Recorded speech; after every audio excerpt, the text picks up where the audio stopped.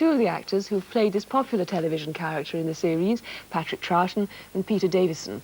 They've brought a few of their friends with them as well, but before we meet them... 20 years since that veteran Time Lord Doctor Who first appeared on our television screens, the familiar police box has journeyed through time and space, taking the Doctor, indeed doctors, to meet characters as diverse as Marco Polo and the Cybermen. Now, the wonders of time travel have also enabled the Doctor to transform himself into 5 very different personalities, 3 of whom were brought together in a story back in 1972. Ah, there you are. I seem to be stuck up here.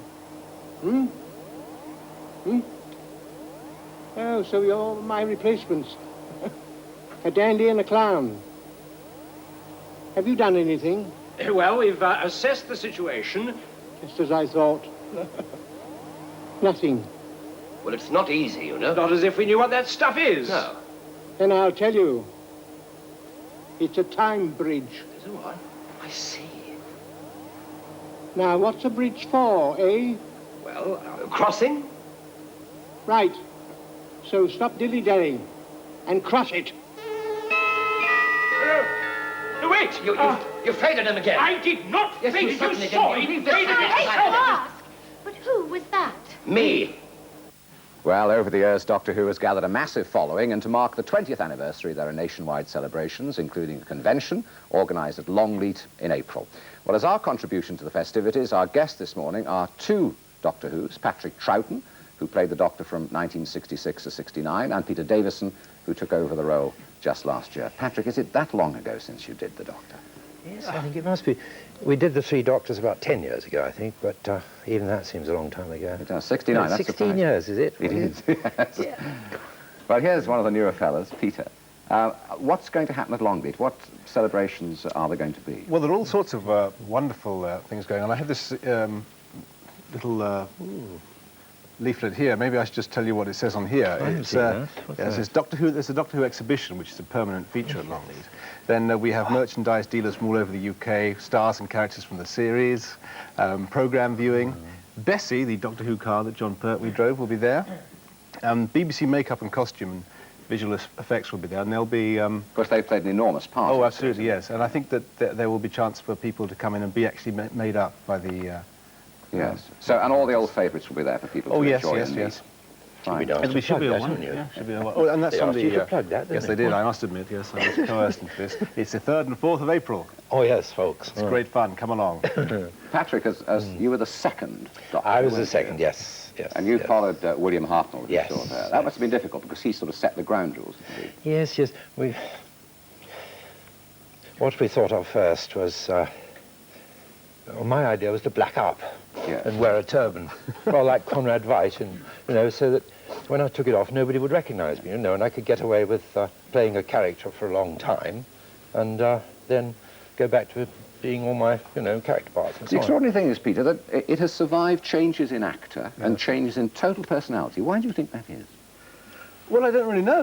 The thing is, I suppose, that it had to survive the changes in character. There's no way in which they could have got someone to do a sort of William Hartnell impression down the ages, and there's certainly no way I could have done a Tom Baker impression. I don't know what the secret about it is. But the fans have taken the change, Patrick, haven't they, very happily? Why do you think it's been so popular all this time? I think it's because new children keep on being born, quite honestly, Generation after when generation. one lot gets fed up with it, a new lot come along, they like it, and sort of a minority of stalwarts stay with it. It's remarkable. Because all the mums and dads have to watch anyway, don't they? Yeah, it's remarkable, actually, how easily the children actually do take the changeover. I thought that when I started, Tom Baker had done it for 7 years. Yes. That meant no child under the age of 9, really, would have known any other Doctor Who than Tom. And yet the children accepted just like that. Yeah. The children over here accepted it just like that. We remember Doctor Who, don't we? Right back to William Hartnell. When it started, I mean, the Daleks were like E.T. was today, weren't they? I mean, they were the great thing in this country. Oh, yes. You were, what, 11 when you 11, started? yeah. I mean, the Daleks were the great thing. Yeah. Lovely. Well, we'll talk to you some more later on because you are our guest today, and I know you've brought 1 or 2 friends along with you, and we'll meet them a little later on. Right, enough of this reminiscence. Today. Visiting every corner of the universe in 20 years as a Time Lord, Doctor Who finally arrives in breakfast time. All that coming up in the next 60 minutes. Time Lord Doctor Who, and he's bleeping in the background, I think. Over the years, the Doctor's had an assortment of companions who've helped him fight evil through time and space. Some of these helpers were Earthlings, and some from other planets.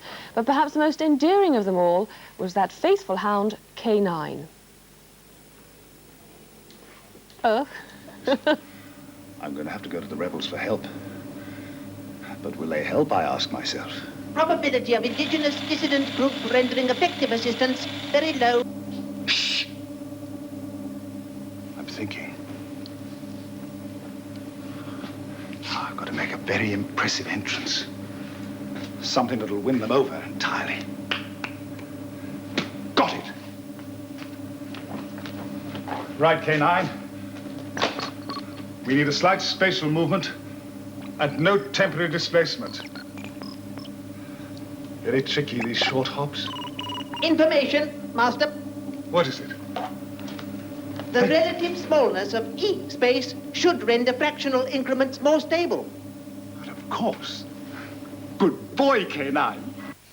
K9 offering invaluable advice to the fourth Doctor Who, Tom Baker. And though K9 hasn't accompanied the Doctor on his latest adventure, he's joined us today. He's here. Good morning, K9. Crikey. What did I do to deserve this? Shetland pony. What is it? Patrick Troughton and Peter Davison too. No. This is K9. Really? Oh, yeah. Hello, K9. Doesn't he speak? Good morning. Can you hear me? Oh, yes, I can hear you now. I had a time delay. I do apologize. Well, where have you been? I have been sitting elsewhere. I see. Can you tell me, K9, do you often have to sort out Doctor Who's who bungle things?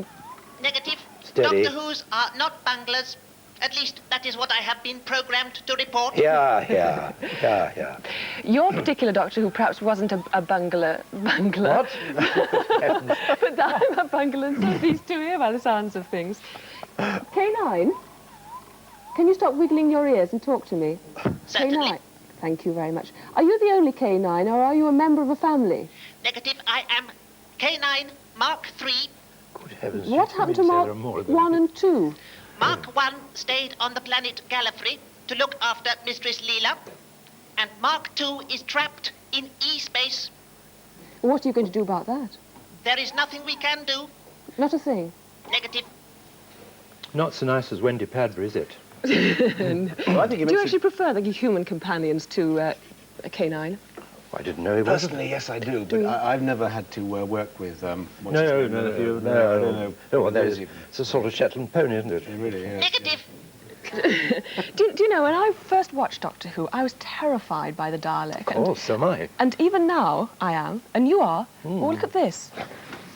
Look at this thing that's sitting there with its rod about to exterminate everyone. Find that thing of me. Be very careful how you talk about the Daleks. Oh, dear. Doesn't it give you the creeps? I think these two made jolly good presenters, you know, one morning. You ought to have a day off and just have these two. Yeah. What a good It's very idea. big, isn't it? It's bigger A than... most satisfactory suggestion.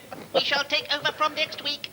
Be careful, K9, or I shall exterminate you. Oh, he's fallen off. He's fallen You off. have But do you know, my toes are curling at that. You're obviously used to this. You've been brought up with Daleks to such an... Oh, no. I have actually not done a story yet with Daleks, so I've only seen the Daleks. No, not yet. Really? But I will. I'm going to. I insist. Oh, yes, we are. You know, but so they have the same sort of horror for me seeing them there now. Yes. Well, Patrick, you're scared of it, and yet you were the second Doctor Who. You shouldn't be frightened of a thing like that. You were fighting them madly, weren't you? Yeah, well, those were very scaring things indeed. Until we discovered what to do with them, how to cope with them. Refresh my memory. You jump on their backs and ride around. Be very careful. Do not jump on my back, or I will cause you malfunction. Horrid thing. Briefly, which planet did you most like? Which planet would you most like to have stayed on if you could have had the chance? Planet? So long ago, isn't it? Well, what planet? The Doctor is meant to be really an earthophile, really. Oh, he's not. Well, yes, he is. Yes, you know, he's I great fondness for planet Earth. No, what he's fondest for, yes. But you're an extra... What is it? An extraterrestrial creature, aren't you? That's right. Yes. Yeah. Yes. We are. Yes. Do you enjoy one another's company?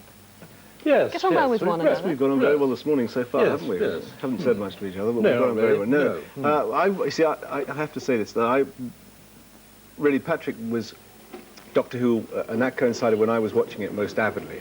And the one immortal, the thing that really is burned in my memory is the day that Patrick took over from William Hart. Really? Yeah, it really does, yeah. It's true. I remember that. I remember that shot for shot, I think. And to never lie on the floor. Yes, that's right. And be yes. transmogrified. Did you? Did you? Oh, let me leave you lying like that. Oh, it's sorry. it's a lovely picture because I want to tell our viewers the time. To come yes. down to earth in a great big bang and tell them the time. It's just after 8:15. And coming up in Battlefield, Lionel Hazen of Chadderton, James Jackson of Godolphin Cross. What about my future? I think he must be an Aries. Not an Aries. That is Virgo on the ridiculous.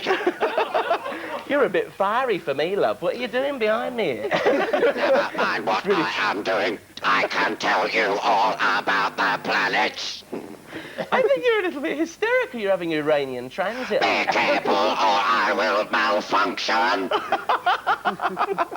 I think you're about to be exterminated. We can replace you next week. I think I'd enjoy that, actually.